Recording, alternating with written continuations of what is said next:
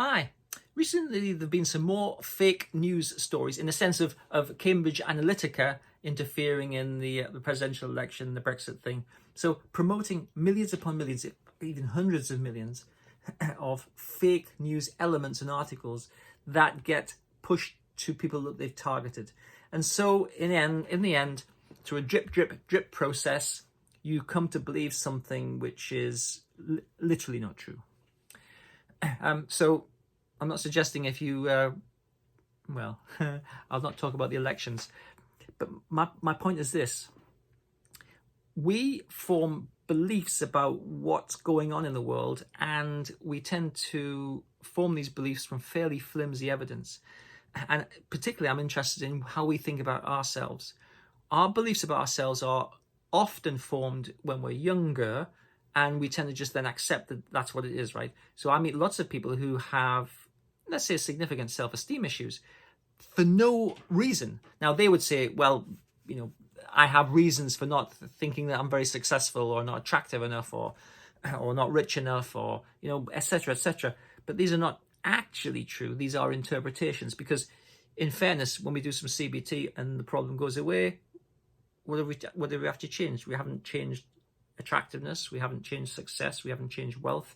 All we've changed is the understanding, the interpretation of what it is that's the problem.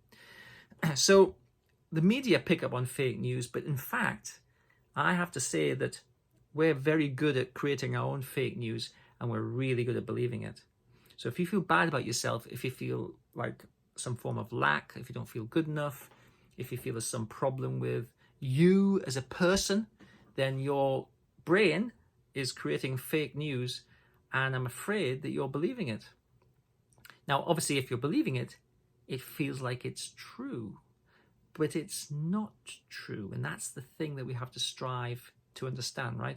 So I believe this to be true, but of course it makes me feel horrible and miserable and useless, and I can't cope, and it's just not very nice, right? I can recognize probably logically it's not really true, but I feel it to be true. In that case, we have a great gap, and that gap there is the journey from here to there. That's the journey that we need to make, right? We need to change the beliefs that we have about ourselves. And in fairness, look, I think we get one run at this life. I don't think we get a rerun, and if we do get a rerun, it's not anytime soon. And therefore, we better make the best of it, because not making the best of it just makes the journey, and it's the only journey we have, just makes the journey unpleasant, right? So why not have a good journey?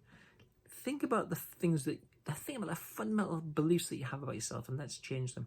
I'd have to say that the best way to do that is through a self-help CBT program, one of my CBT programs, and you'll find links all over the place. But look at anything Dr. Purvis self-help CBT, and you'll find a link. So, and in fact, I would say also, the whole purpose of psychotherapy, and people will probably take me to task about this, is to change the beliefs that you have about yourself. Because when we change these beliefs, we change your experience of your life.